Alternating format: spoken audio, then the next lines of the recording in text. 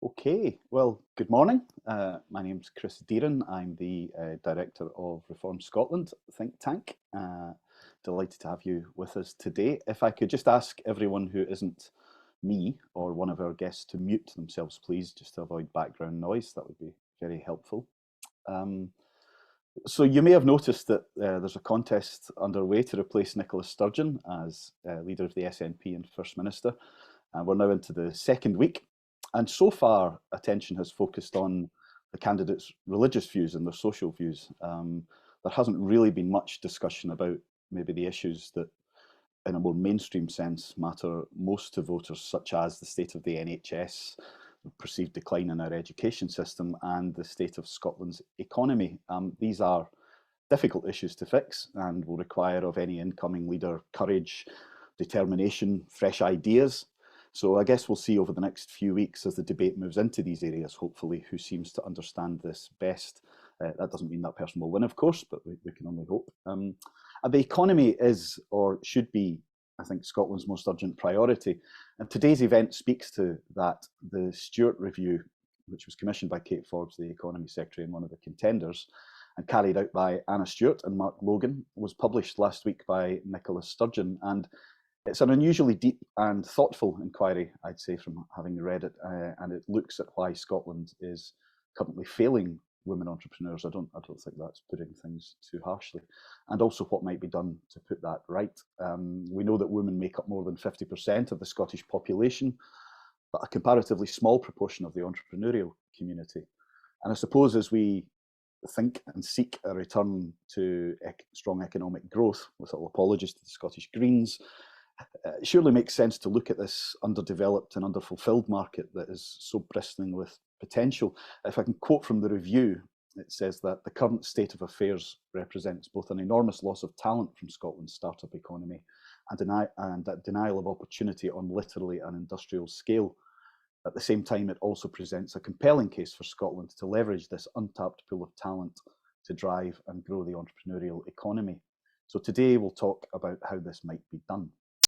So on to today's guests. Anna Stewart is a successful tech entrepreneur who founded the fintech business iDesign in 1995 and then as CEO listed it on the AIM exchange in 2007.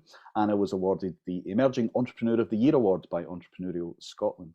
She joined the seed investment firm EOS in 2019, where she's an investment partner, and holds several non-executive director positions, including at the pet wellness business Bella and Duke and the Scottish FA, and she's also an active angel investor. Mark Logan is the Chief Entrepreneurial Advisor to the Scottish Government and is the author of the Scottish Technology Ecosystem Review, which was published to much acclaim last year, I think. He is also Professor of Computing Science at the University of Glasgow and a Senior Enterprise Fellow at the University of Strathclyde. Mark, of course, was COO of Skyscanner, which was one of Europe's most successful technology companies. So we're going to start today with a quick précis of the report by Anna. I offered her 10 minutes, but she said she could do it in 5 as a master of precision and impact. And then she, Mark, and I will have a chat.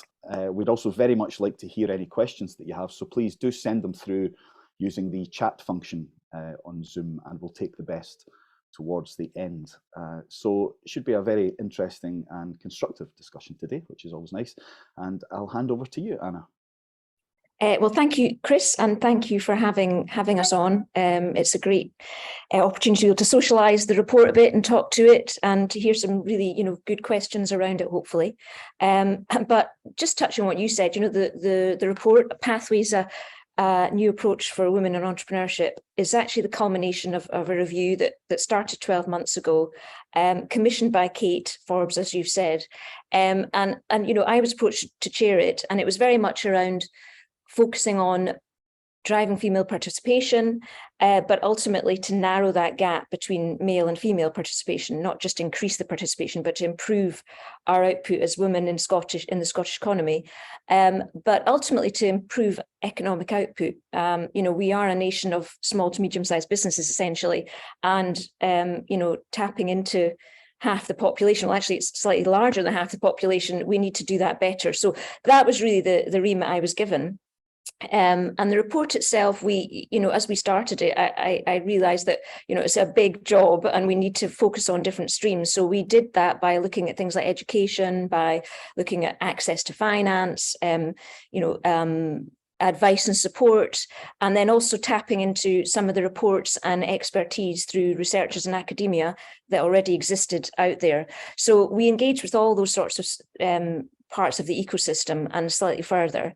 And one of the big things that I highlighted at the beginning of the review was that there was such a lack of data. It probably highlighted the root cause problem is there was data, but it was very general. So we also commissioned an independent organisation to give us some real data into female participation in Scotland in entrepreneurship.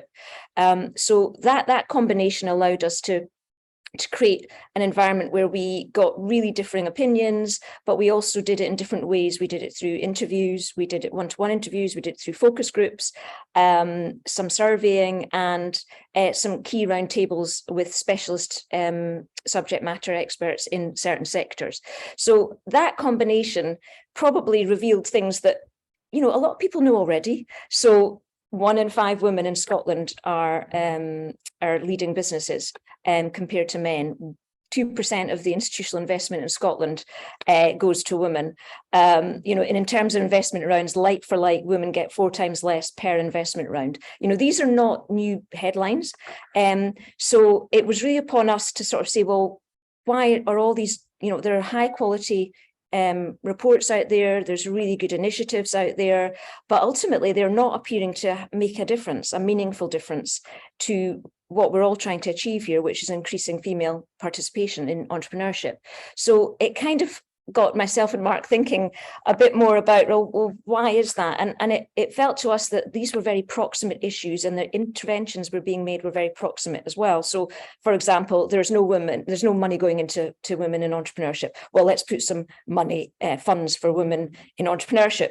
Now, that seems like an obvious thing to do, but actually they didn't appear to be making meaningful change.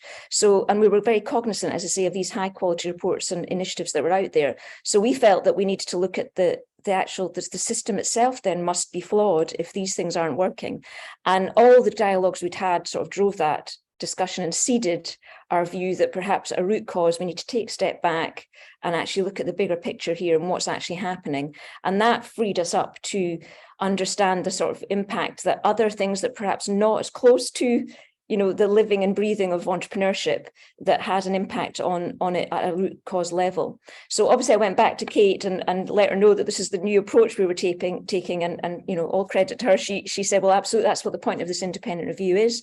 So we decided to take that approach, and that allowed us really to create a different perspective and turn things on its head and essentially create more of a folio of interventions that are quite wide reaching, but they're quite contentious, but they're also quite ambitious. So by doing that again, it meant that we can create some actions that we felt would actually impact not just the short-term interventions that might help, but actually a longer-term perspective that will ultimately fix a system that isn't really evolved enough to meet the needs of the overall population in Scotland. So that's the approach we've taken. You can see that the recommendations are quite wide-reaching, but they do cover 5 or 6 key areas, which hopefully we will go into in more detail. But I think the underlying, as an eternal optimist as I am as an entrepreneur, it is about actions. It's not a lamentation. This is, look, here's the reality. This is where we're at. And what we've tried to do is really focus on action and things that people can really take on across the ecosystems and the stakeholders that are within it to really affect change. So hopefully that's what's come across in the report. And the ultimate goal being, as we've said, is to increase participation of women, but to create a much more balanced, healthier, resilient entrepreneurial economy. And ultimately, this is just a black and white report. This is just in print. What we need is government to embrace this and the private sector as well to really make this happen. And hopefully we've captured the essence of that in what we're seeing in the report, that people then do buy into and engage with this. And that's hopefully giving you a good summary of it. Excellent. I think you just hit just over 5 minutes, but that's pretty good going.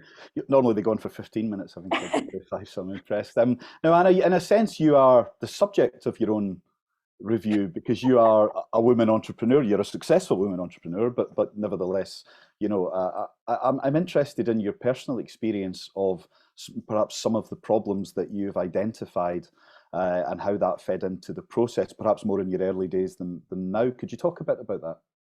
Yeah, sure. I mean, at very early stage, I mean, I started my entrepreneurial journey literally in my teens. And I think that that's probably a different, that's the other amazing thing, having spoken to so many female entrepreneurs, their journeys are so different.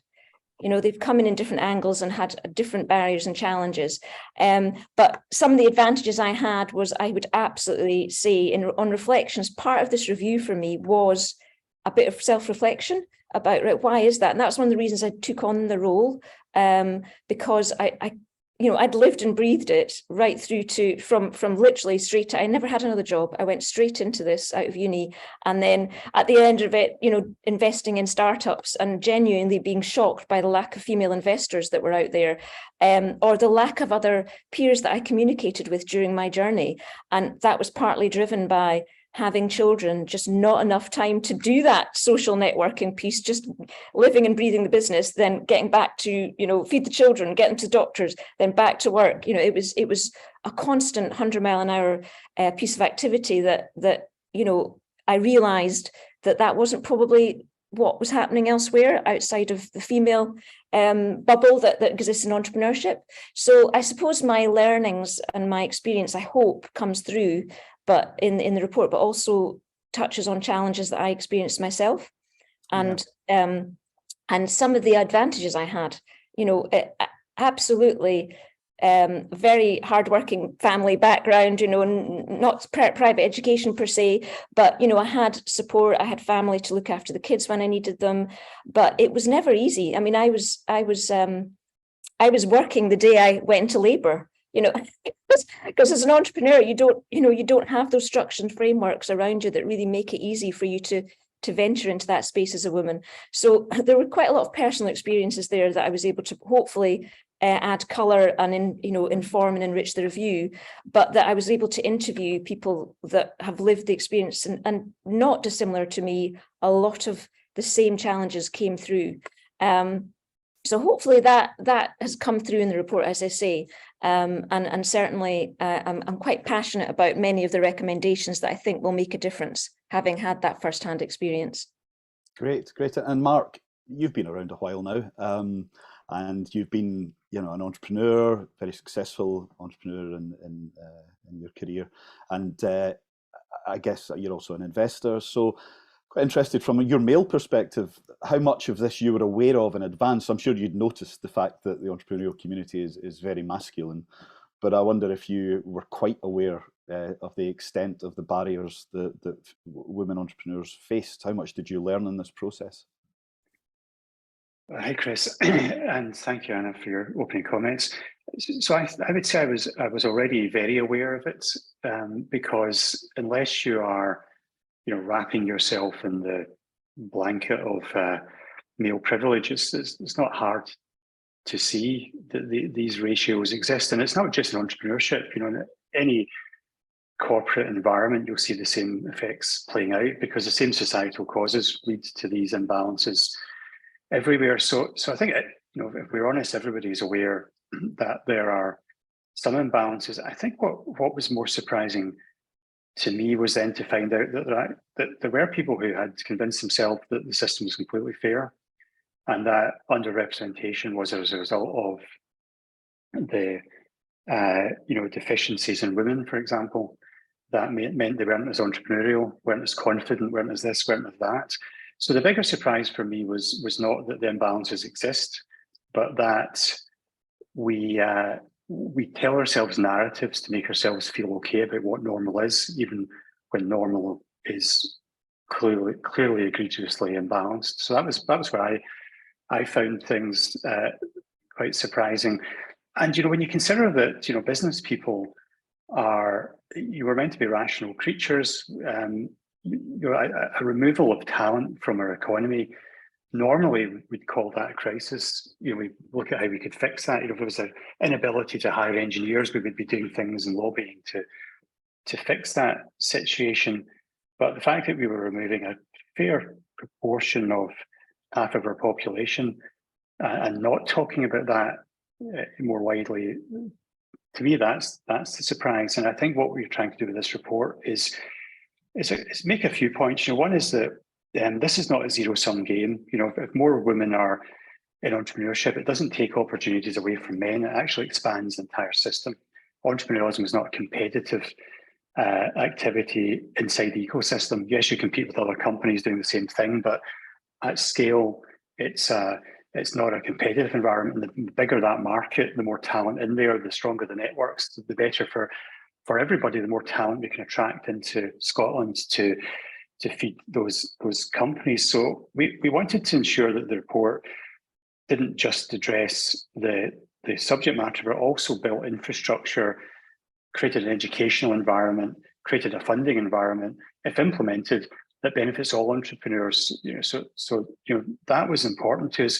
But we also want to set a direction and change the conversation in Scotland so that we do more readily talk about the fact that it's imbalance and that that's not right, and that is a function of a broken system, and we all take some ownership of that problem. And the report, inevitably is incomplete because it's too big a subject. But what it's very much trying to do is set a direction, starting with that narrative, to see over the next 3, 5, 10, 15, 20 years, if we build upon the recommendations, what sort of society do we become? But it does require all of us, male or female, to just open our minds a little bit to the possibility that the system's dysfunctional, and that's where we need to start.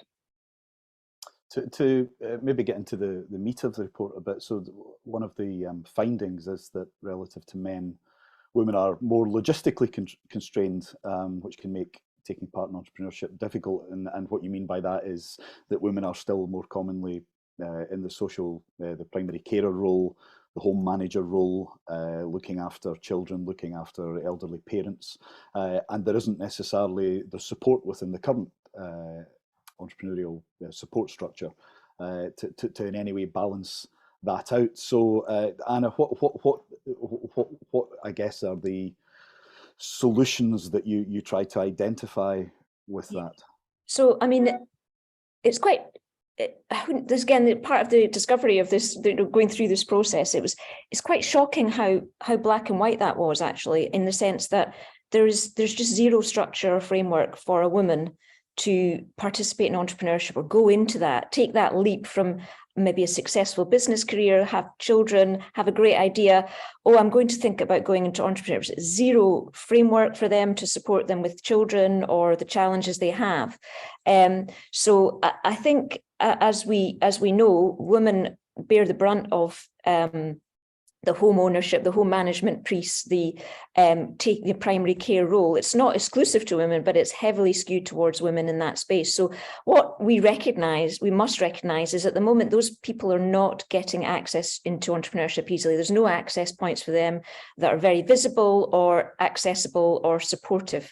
So that's where things like our PUPs, pop-up pre-starts, as we call them, is our view of trying to be efficiently reaching people that are not currently going into the system, that makes it welcoming, accessible to them, while they're juggling the many things that are going on. I mean, I think one of the big things is somebody said to me during this process about, well, I don't want to, women are more maternal, Anna, they're warmer, and they're going, well, what does that mean? Does that mean they can't be entrepreneurs? I don't really, are you telling me I'm not warm and maternal with my children? I think, we've got to sort of tackle those really blatant bias, not meaning to be biased. It's just that conditioning, the expectation that a woman's role is perhaps, they're just not up to entrepreneurship because they've got this other role to play. I just don't think they're mutually exclusive. So our focus was very much on creating environments and places that will give women confidence that are in those roles. I mean, let's not forget, just in Scotland, nearly 20% of the Scottish population is made up of single parent household, of which over 90% of them are women. We are closing the door on people that I think are incredibly talented simply because there's no framework for them to get access. So that PUPs model allows us to reach people that don't have, are logistically constrained in terms of geography, in terms of time. that is agile and, efficient and smart. It's what would be, you're getting yourself reaching people that are not readily able to get into the system, and moving that around Scotland in geographical terms. That's reaching all the different parts of the country. So it complements the systems that might be already there, but it's very much targeted at people in that primary care, have got those burdens and dependencies that can't get in just now. So that's a perfect example of how we're trying to tackle a problem. And Mark, these pop-up pre-starts, the PUPs, are linked to the Prescaler network that you had been advancing. And could you talk a bit, maybe for people who are tuning in who might be interested in accessing these, specifically how they would work? Yeah, what we're trying to do across a number of these recommendation reports, Chris, is build a coherent and cohesive set of resources for entrepreneurs, regardless of their demographic, but also make sure that we enfranchise as many different demographics and locations as possible. So, if you take the original Scottish Technology Ecosystem Review and combine that alongside the National Strategy for Economic Transformation, the entrepreneurial sections of that, and then add to that the Pathways Review that we're discussing today, they are not isolated reports that don't align with each other. They're very much a continued build out of those original ideas and a refinement and reinforcement of them. And basically, they cover three areas. They cover infrastructure, such as the Pre-Starts environment, and they cover education. So ensuring that from school level through college and university to the founder level itself, that our people are normalised to entrepreneurship and are given the skills to give it a go. And it also covers funding. So if you take the infrastructure part, which relates to the Pre-Start and Prescaler environment you mentioned, if we implement what's in the report, what we'll have in Scotland is nationwide, we'll have across many of our major cities, in the centres, we'll have kind of large scale sort of scale up environments, what we're currently calling the tech scalers, but essentially places to go and scale companies with combination of long-term incubation, education for founding teams, entrepreneurs and residents, integrated funding, and other aspects. So that's the kind of centre of that network. And the plan is then around that network is to add what we were calling Prescaler centres, but they've been renamed to Pre-Start centres, which are smaller versions that are in the suburbs and elsewhere. And then around that, a mobile version, the pop-up version, or the PUPs, as Anna called them there, the pop-up Pre-Starts. And what they do is they provide the same services as the Pre-Start centres, but they're able to go to where entrepreneurs actually are. And that, as Anna articulated, refers to, or applies, of course, to people who've got primary care responsibilities and are more geographically constrained, but it also applies to rural entrepreneurs, for example, who can't get into the city centres but still want to be part of not just an online learning and incubation environment. And it also applies to those parts of our more disadvantaged inner city areas where you don't tend to find these facilities. So it's a great example that if you start to like thoughtfully build out this kind of infrastructure, you can address many underrepresented demographics at the same time, and also increase the strength of the environment for those who currently are in demographics that aren't so underrepresented. So it helps everybody. So what we'll envisage happening specifically, if you wanted to access a pop-up Pre-Start centre, you'll see in the review that we talk about one of the major areas of underperformance in Scotland is knowing what the on-ramps to entrepreneurship are. So regardless of what state you're at, what services are available, what investments are available, who can I talk to for advice? And one of the recommendations is to create a platform, digital platform, that allows people to, wherever they are in Scotland, whatever stage they're at, put in that information and find access paths to, for example, pop-up Pre-Starts or Pre-Starts or other services, because of course we already have some existing services in Scotland as well. So we think that infrastructure without a route map is going to be underused. So we think the route map is just as important as the infrastructure that I'm describing. So that's why it's a kind of peer recommendation of those. Right. And one of the other findings is that, and I'm not surprising given the statistics, is that women frequently have a sense of not belonging in entrepreneurship, which can affect their confidence and self-belief, as you say it. And this lack of women in entrepreneurship creates a vicious circle, which leads others to think that entrepreneurship isn't really for a natural environment for them. I'm interested in how, because that's a tricky thing to change, isn't it? And it feels like it would be quite a lot of pushing. And the other thing I was just going to mention here is that I know that you think that, you know, that one of the things that came through in your consultations was that some men don't think they really have a role to play in helping these changes to happen, or don't feel it's relevant to them. So given we're talking about an environment that needs to change, and perhaps men thinking, I don't see why it does need to change, there's no problem here, how do you go about affecting that? Yeah, so I mean, the thing about not belonging as well is it's an interesting one, because one of the questions that kept, or statements that kept coming towards me, thrown at me, was, well, women just aren't confident enough, Anna. That's the problem. They need to get more confident. And I think that's a valid point. But I think the thing we've tried to do continuously, and hopefully Mark will agree with me, is that the question is, why are they not confident? Not trying to defend ourselves for not being confident. I think, you know, in general, the environment is just, and that conditioning that exists at education level, through education, coming out the other side, fuels that lack of confidence, that there's not a framework, the social capital isn't there. It's just, it doesn't make you feel like you want to be in participate in entrepreneurship, because it doesn't feel like you belong there.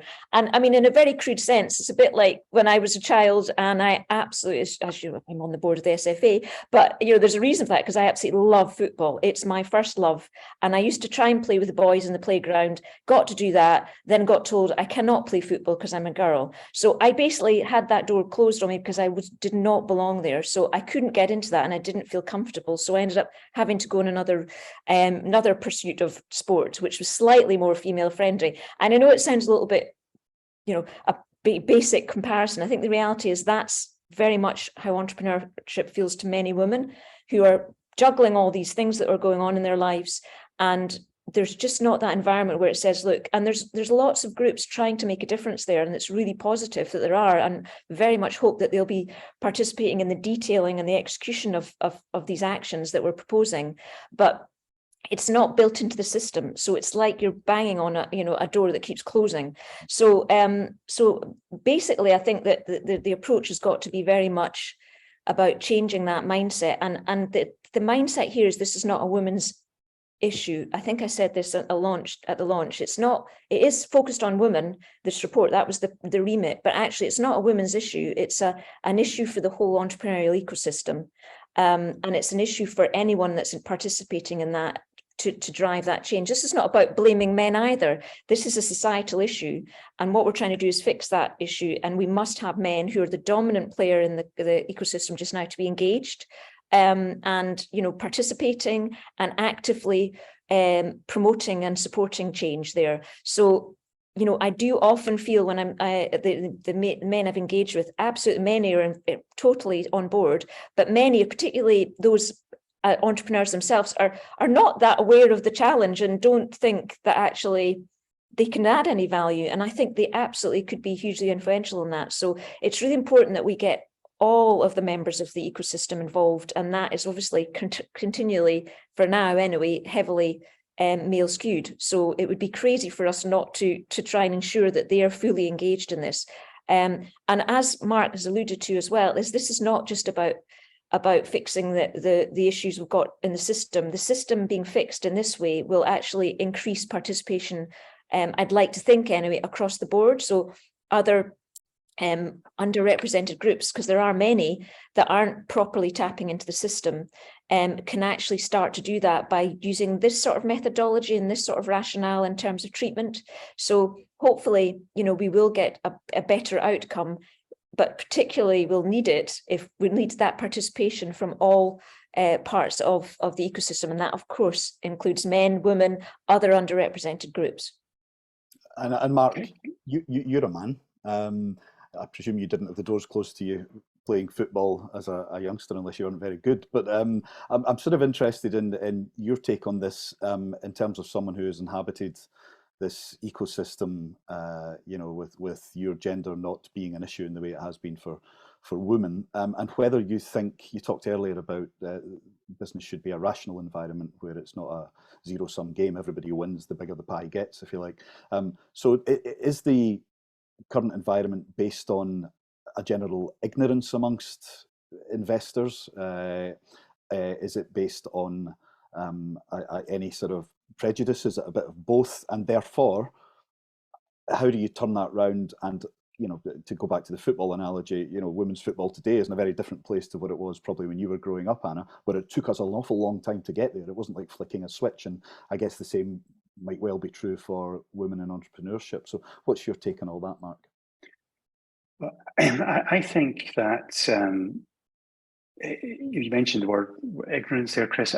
I would say I'd start at societal conditioning, social conditioning. And I say a member of the audience today has mentioned The Authority Gap by Marianne Siegert. Now, there's very interesting repeatable research that she quotes in that book, where if you were to ask 100 parents to estimate the IQs of their male and female children, and then compare that to their actual IQs, repeatedly, time and time again, the vast majority will overestimate the IQ of their male children and underestimate the IQ of their female children. Why are they doing that? This is men and women are doing this. They're doing that because they've been brought up in an environment where in all the positions of authority they've seen, or most of them, men are in those positions historically, and they post-rationalize why that is. It must be because they should be there, and women aren't there because they shouldn't be there. And then they educate their children to the same effect, and that endless cycle just repeats. So that then infects, every sphere of human endeavor, and certainly entrepreneurship. So yes, investors deep down on average will believe that men are better at entrepreneurship. Yes, society will deep down believe that women are not as good as men at leadership, and so on and so forth. And in more recent times, that boys must be better and more cognitively capable than girls. That's why they prefer computers, and every other post-rationalization based on the fact that the thing we can't see is our conditioning from a very, very early age. And another way of putting all that is that our society is sexist, and we don't talk about that. We come up with these glorious explanations for underparticipation, which are all based on the tacit assumption that women aren't as capable as men. There's no neurological evidence for that. We don't say it out loud so much now, but we're all anchored on that. You take women's football participation, everyone who's in women's football knows there's still a huge amount of sexism experienced, and every percentage gain is counted as a victory because we've anchored ourselves at low participation being okay. Now, in entrepreneurship, you hear people talking about, well, we've got a few more entrepreneurs than we had 5 years ago or 10 years ago, so that's great. But we have to de-anchor from the current extreme under-participation. We have to say, why don't we have equal participation? What's stopping that? And it's impossible to escape the conclusion that our society integrates sexism into the education for children, starting with parents from a very, very early age. And if we're not talking about that, if we're not saying, how do we fix that? If we don't start to make that socially unacceptable, then we're never going to fix these problems. So what we've tried to do in the report is give voice to that point, and also say, in the meantime, what are we going to do? Because we can't just lament it. This isn't, as Anna said, it's not a lamentation. It's a call to action. So we've presented a portfolio response that says, let's get that root cause on the table and start talking about it, and what we're going to do about it as a country that prides itself in being socially progressive, but sometimes isn't. And at the same time, what are significant interventions that can to embrace and try to counter the fact that sexism is integrated into every societal body that follows. And I know, you asked me, I'm a man, and how do I feel about it? I'm sure I have fallen into the trap many times of thinking the system's okay because I've done well in it. so therefore it must be okay because otherwise it wouldn't have suffered someone as great as me. You know, we all have that feeling when we are inside the privilege. We don't see the non-privilege outside. We just don't see it. You know, you see the same thing wrapped up in the sort of you know, language of empire and all these kind of things. You know, the system worked for us, therefore we must be a great nation. I think we've got to start stripping some of that stuff back and say, what's the truth? What's the fundamental truth here? And the fundamental truth is we've got some sexism to overcome, and that isn't an attack on men to say that. It's just a fact. You know, I'm a man, I'm saying it. More men should be saying it. It's true. We know it's true. And then what do we do about it long term? What do we do about it now? But if you want to change something in the long term, you've got to start changing it now. You can't always say it's too hard a problem. So yeah, that's how I feel about it. And one of the things that you've been most passionate about, Mark, is the teaching of entrepreneurship in schools. And you're teaching it yourself now as well at a higher level at university.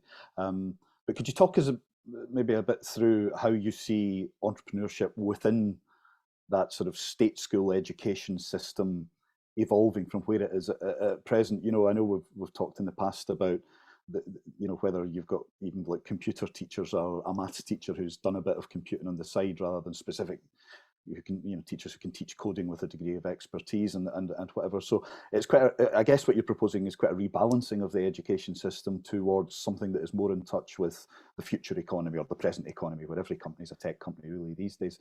How would that work in practice? Well, I think we've got to be practical about this and say that we're going to have to bootstrap our way to adequacy. You know, we can't suddenly assume that we've got lots of people waiting in the wings who are expert teachers of entrepreneurship. But first of all, before we even figure out how to do that, we have to again face the fact that our current performance as a nation in inspiring entrepreneurial interest in children is pathetically poor. You know, the human condition is to be entrepreneurial. It's why we are here. Our ancestors were entrepreneurial. We might use different words for it, but they had to survive and they found ways to survive. But then what we did, you know, 100 or so years ago with the Industrial Revolution is we set up a school system to create factory workers. And, you know, you come in at this time, you go home at that time, you learn these things, you shout out loud when you're asked to shout out loud, you keep quiet otherwise, and you prepare yourself to work in an assembly line. And the world has changed, but the education system actually hasn't really changed. And the thing that's glaringly obvious is that every job, every role that's represented on this call outside this session today exists because someone started something, and we need starters. So I think we really have to embrace at a fundamental policy level that we need more starters in society. So how do you reawaken that spirit of entrepreneurial survival and you know, turn it into economic activity? I think we've got to think about then practically how do we achieve that, and ways we can start to do that are we have, you know, wonderful activities like Young Enterprise Scotland that really make a difference to children's interest and appreciation of entrepreneurship. Let's dramatically expand that. Let's fund it properly so that more schools can participate in those advantages. Then let's start to look at how we can integrate entrepreneurial ideas into the subjects we teach, like physics, chemistry, etc. I mean, all the advances in physics, chemistry, so on, we're often driven by entrepreneurs trying to achieve something. Let's get that spirit, you know, back into that curriculum and go on that journey. At university level, one of the initiatives that we're working on quite actively just now is what we call the entrepreneurial campus, which is to say that our universities should not just be great teaching and research institutions, should be great entrepreneurial stimulation environments as well, just as the very best universities on earth are. So we are saying that we should introduce an entrepreneurial accreditation for our campuses so that they conform to certain things, like they have incubators, they have entrepreneurs in residence, they collide students from different disciplines, they prepare spin out to academics to not fall on their faces once they get into the real world. You know, that we can start to accredit that sort of behaviour. So there's practical things we can start to do to normalise entrepreneurship, but it's profoundly important that we do. And you mentioned STEM subjects and computing science. One of the compounding effects for women here is that we've managed to conspire together to make science a male subject, computing science especially. All the world's programmers used to be women because it was seen as a secretarial task. But it turned out that they were awfully good at it, and they brought that subject forward so far that they became one of these male subjects that men ought to be working in, and women get squeezed out because it's too cognitively demanding for them. We decided back in the day, and now women are not represented in computing science. Now, most high growth startups are technical nowadays, so if you've not got enough women in STEM, that's going to compound the other issues. So we've got to make similar societal advances in deconstructing these prejudices about women in tech as we are doing in entrepreneurship. But it's got to be the policy. We've got some practical policies to take it forward, and we've got to be talking about it to make it socially unacceptable to do otherwise. So, there's a few things need to mobilize, and it starts with, I think, whoever starts leading our small country after March 27th. Okay, and Anna, you, as you said, you were always going to be an entrepreneur. You went straight into it after university, and was that something that you had in you and you knew from a young age? And in terms of that education that you went through at school and then at university, was it encouraged, or did you come across those prejudices? And there were probably, I presume, people around you, women around you, young girls who might have gone on to be entrepreneurs, had those instincts that they just weren't teased out of them, or they were pushed into sectors where that was more appropriate for a woman. Yeah, I think absolutely every single person and woman's journey is different, and I think that I got into it during my university years, and it was definitely nothing to do with it was nothing to do with education other than things that I learned at school. And I wasn't academically high performing or anything, but there was a lot of experiential learning for building my confidence, doing other things, just like sport and just other mentally healthy things to do. I did a lot of that helped me very much in my adult life in terms of being resilient and being able to be committed to something. But interestingly, just touching on STEM is a kind of granular level, but it's a very big concern that education is not supporting, the education system does not support women into the tech space properly. And I would actually say I absolutely validate Mark's commentary around, I'm getting on a bit now, but, myself, and I spoke to somebody at Ann Budge, where we started our tech businesses. Not that I was a tech person. You don't have to be a tech person to know how to run a tech business. But, in the 80s and 90s, that was the barriers, the gap was less then. And it has evolved into actually, as you say, a men-only culture. And I would say that people would argue that's not the case, and they will continue to push for stuff. But I mean, actually, I can see Leah's on this thing today, and I interviewed Leah, and more recently, she saw it, for herself being questioned because she was a woman, that the credibility of having a tech business was, well, you need a man to be around to kind of give you that credibility. And these are recent challenges. So things aren't getting better. We mustn't pretend to ourselves here that things are improving. They are definitely not improving, and the data suggests nothing is really moving or meaningfully changing. And one of the big things to look at is, I know there's a lot that's really positive that we've got more women than ever starting businesses and moving into that. But actually, relative to men, that gap isn't narrowing. So men are also having record numbers of businesses starting. So it does get back to this very early stage of education and how we can fill that funnel with more women, because at the moment they drop off very quickly from education. And I absolutely 100% believe that's because the education system is not driving an entrepreneurial mindset or an approach that I think is conducive to women going into that space. And there was just a couple of comments that are really coming in that are really, really helpful and insightful, I think.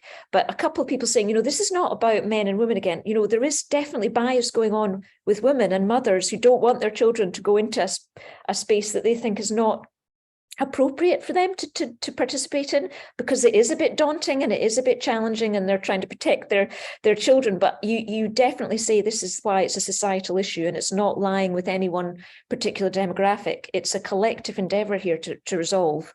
And absolutely, education is at the heart of that. It's absolutely not just in terms of skills to be an entrepreneur, but actually to understand the difference between people and why we should ensure that the system is attractive to all participants. I mean, and we are talking about women here, but in this report, but I would emphasize that there are other underrepresented groups have very much other nuances, and there's intersectionalities that, you know, this report's 150 pages long and we would not be doing justice if we tried to touch on some of these other areas. I think it would diminish the importance of some of these other demographics that are not properly represented. And Mark and I had quite a lot of discussion about how much we want to get into that space, and we determined that actually it needs its own. And one of our recommendations is looking at it as a standalone review, because they are so complex. And, you know, I can't begin to suggest I know about all those nuances. And so, you know, that's a strong recommendation and output for us as well. It's making sure that the other underrepresented groups get looked at as well in a proper and focused manner.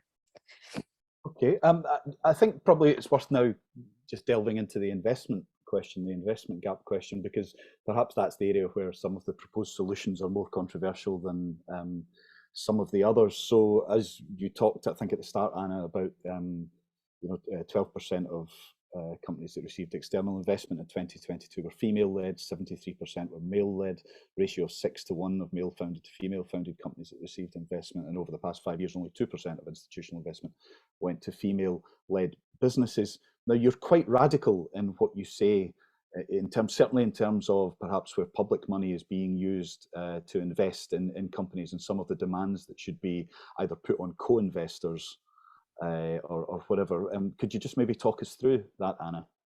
Yeah, and it's funny you say that, because to me, it seems like, is it really that crazy to ask for that to happen? I mean, to be honest, if there's 1 in 5 women, businesses in Scotland that are female-led, to ask that 1 in 5 of the investment community are actually, you know, female investment partners, or there's a collaborative view where, you know, there's more female investment participation going on. I don't think that is that controversial. I think it's actually quite a weak position. I mean, I would almost argue we should be doing more than that. But so I think the belief there is that, you know, this is a private sector challenge as well. And certainly the private sector, you know, the angels and the investment groups that I spoke to, there really is a recognition that we could do better. And, you know, having been involved in it myself, I mean, there's some really good groups, Investing Women Angels, etc., Mint Ventures, that are trying to drive female investment into the space. But it's not prevalent. It's not commonplace to have female investors out there. But I just think that by just normalizing the status quo and leaving it for someone else to deal with, which is kind of what we're doing right now, it's just not good enough. I mean, we need to be active, affirmative action here to try and change that, and to get ourselves more accountable as private investors like myself, and in the private sector community, as well as government agencies. So we are trying to create an environment where we're incentivizing organizations that have good practice and good governance and are providing and driving an inclusive approach to investment. We're encouraging government agencies that do things like co-investing with organizations like that to promote that culture, rather than just not, you know, just, as I say, turn a blind eye, really, or certainly not try to tackle the issue. And I think that's an important thing we need to recognize. You know, it's a public and private sector endeavor. And doing these sorts of things, there are short-term interventions, because nothing has changed in the last few years on this. Certainly not shifted the dial in any meaningful way. So this is really maybe a hammer to crack a nut. I don't know. I think a lot of it isn't actually that prescriptive. And if you ask the investment community, as I say, everybody agrees there needs to be more participation in entrepreneurship and investing in women. So this is a starting point to do that, and I certainly think it's created quite a lot of debate and discussion. But I really don't think it's that challenging to achieve. I think it's quite a realistic, and it's the very least we could do in the short term. On its own, of course, I don't believe it's ever going to resolve an issue, and that the issue as a whole. But that's why we've got these collective folio of interventions that as long as they're all embraced and acted upon, then all these things start to work together to create that momentum. Okay, thank you. We've got 10 minutes left, so I'd like to maybe move on to some questions from the audience. If I say your name, would you be able to just come on camera and unmute yourself and ask your question? I thought I'd start with Orla Kelly, who has a question about the entrepreneurial campus. Orla, do you want to? Yeah, absolutely. Thank you very much. So there's already a gender imbalance in academia in our university. So by that, the more university spin-outs will be male-led. I noticed in the report that you have a breakdown of sectors. So certain sectors are going to be statistically have more male-led businesses than other sectors. And I think there's a question around the incentivization and the support that's offered to male-led sectors in an already male-dominated university setting, and what we can do through Entrepreneurial Campus to address that. So whichever of you wants to. Shall I pick that question up from Orla? Yeah, thank you, Orla. It's a very good question. I think it's another example of what Anna was talking about, that we tend to select what things that we're interested in, or people who are like us. And I think that in the investment space, for example, I was talking about, if the vast majority of investors are male, then they're going to be more likely to pick areas that there's more men working in, that they're also interested in, and less likely to, for example, invest in femtech and so on. At university level, I think you'll have a similar problem. And therefore, I think one question we've got to ask ourselves is how did university get so imbalanced, and what mitigations can we put in place of a similar type in the shorter term to address that? So I think it'd be a really interesting thing to look at. How are spin-outs selected for focus and support in universities, and by whom?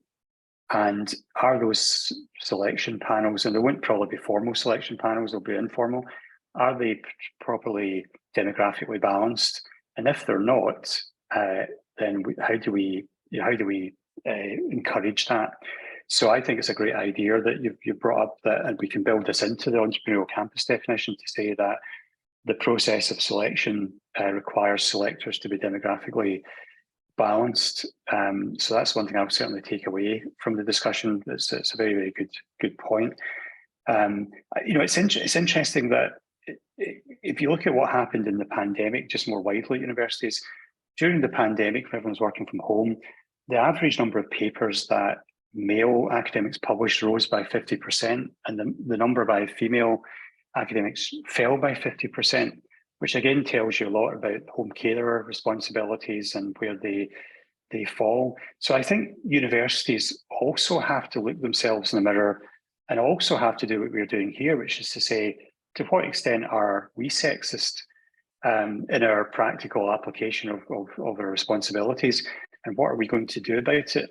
And I don't think that's happening sufficiently. And I noticed, I think it was Tandy in the comments said, sexist, maybe Tanya, sorry, too strong a term. Is it rather provocative? Actually, Tanya, it's meant to be provocative. I think it's the absolutely right term.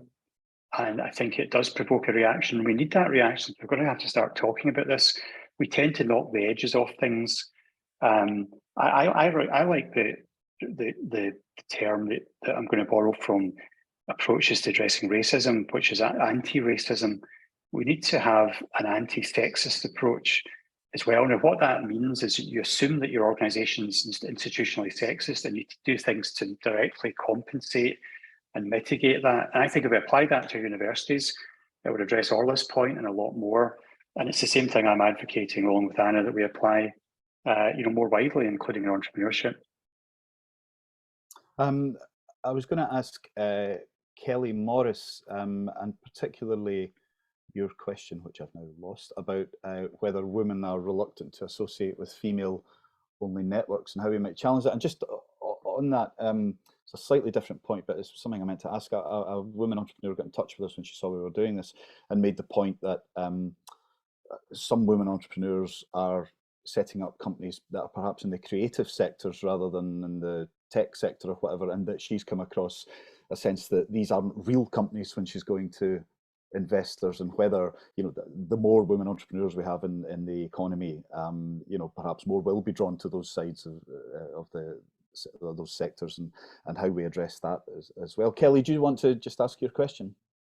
Yeah, mine was about those sort of already so startups and pre-startups are great, and all that investment in going and finding those people with new ideas is fabulous. But in terms of something that's really going to sort of shift the needle in the Scottish economy, I think really putting support into those existing female founders already is a key thing, because they can employ a lot more, inspire a lot more, and then that will follow down. But I know a lot of very established, accomplished female businesswomen in Scotland who would be very reluctant to attend sort of women-only networking events, join up with entrepreneurial women things, because I guess they almost feel that they've ran the hard roads and they've battered through all the blocks and they're still standing just and no more, you know.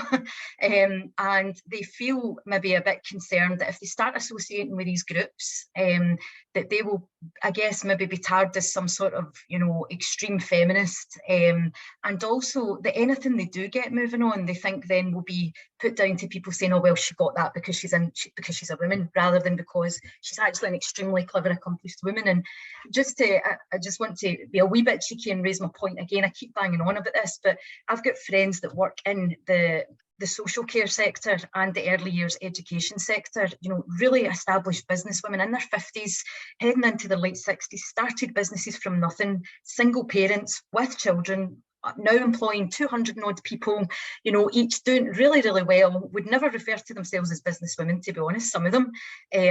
And they are doing contracts with local authorities, and it's coming to asking for increasing rates, you know, in their frameworks. And they're going in and asking for higher rates because their rates haven't been increased for 4 years, and the local authorities are telling them, no, there's no money. Meanwhile, I'm working with different businesses that work in tech and transport and construction, and we're on frameworks with local authorities, and we're getting phone calls from the local authorities saying to us, guys, we know there's a cost of living crisis, your rates are probably going to need to go up, do you want to come in and we'll have a chat? So I'm speaking to these female businesswomen saying, look, you have to go in and tell the local authorities you can't deliver at these prices. They're not being increased, but yet you're being told to deliver real living wage increases and all the other hoops they need to jump through, but they're getting absolutely no support. But these women will say to me, we can't, because we can't do that to the parents, to the mums and dads, we can't do that to the kids. So I have definitely witnessed externally, because I'm not in those sectors, I have witnessed women within those sectors being berated and then actually constantly apologising and trying to prove that they're not doing this for a profit. And my mind's blown, because I'm thinking, so what if they were doing it for a profit? You know, when a guy talks about earning a profit, nobody bats an eyelid. When a woman does it, she's a greedy something or other. So I think we need to be looking at how the local authorities are paying some of those existing female-owned businesses and the hoops we're making people jump through. And then how do we get those women that are really reluctant to come in and engage, that could be so supportive and inspiring to those young women coming through, that they just feel a wee bit like, oh, very good, you know, I've had to do this all myself, and I don't want people thinking that's where I'm now getting, where I'm not that they're doing it for myself so other people should have to, just I've done this myself, I don't need the help anymore, and I don't want people to think that I now get to the next stage because I was given a leg up rather than because I deserved it. And I hear a lot of women speaking like that. So sorry, a bit of a ramble, I'll mute again, but well, Anna, do you want to pick your way through it? There's a lot of good points in there, I think. Yeah, lots of good points. I don't think I could answer them all. I couldn't quite remember where we started, but I think you know, you talked about the women's only networks. Looking at it in black and white, there's so many bodies and organisations scattered around Scotland, and we talk about this through the Entrepreneurial Pathfinder platform piece, that there are so many different pieces. They're really very difficult to be signposted through these different routes to get into entrepreneurship and through entrepreneurship, not just at the beginning, but to get through that. But you touch on a lot of big things there, and I think there's roles for all these different types of organizations within the system. But you know, if the system was working perfectly, we wouldn't have all these organizations trying to fix the problem that exists. But it's obviously important, and our report does. Its foundation is on inclusivity. It's inclusive. It's trying to ensure that men and women and other underrepresented groups are actually working together in a system, rather than here's a silo over here for women and here's a silo for men and here's another one for X and Y. You know, it is about trying to create a system that's actually designed and fit for all, albeit there will be absolute laser focus on key areas that ensure that we're adequately supporting all those different types of demographics. I think you raise a couple of really valid points, and one myself, I have to say, guilty of, is that going through this process, I've met so many entrepreneurs, and female entrepreneurs in particular, we do not network in the same way. So that's probably why there are these different organizations. But it's incumbent upon us as well. It's not anyone else's fault that we don't interact. You know, we need to work together, and we need to actually have these role model, these females that are out there. They're amazing. They do not tend to put themselves above, you know, beyond up above the parapet to talk about the challenges and the opportunity and the excitement or the benefits of being an entrepreneur. And, you know, I think there's real momentum there off the back of this report that many women I'm speaking to are keen to start to make sure that is visible and that they're helping. They don't realize that actually being visible is going to encourage more female participation, because it makes it more achievable or visible to those in school or any other system. We need to be making sure that at the other end of it, these established entrepreneurs are driving the younger entrepreneurs to come through, and that there's women that visible to these younger would-be entrepreneurs as well. I think you covered a lot more than that, to be honest. I'm really sorry, Kelly, but I know we're running out of time, so I'll kind of pass back to Chris as well, and maybe Mark. I think, Mark, do you have a hard stop at 12? I think you said. I do, unfortunately. I just one very quick comment from you on that. I think we need to value scale deep businesses as much as we value scale up businesses in this country, because they have the same impact at scale. And one of the things I'm working on in my other role as an entrepreneurial advisor to the government is to bring that balance and that support. So there's a lot more to be done in this space, and I totally acknowledge the points that were made there. But it is something I'm going to bring personal attention to as I go forward. Okay, thanks, Mark. Well, thanks for joining us. I wonder, Anna, whether you might just hold on.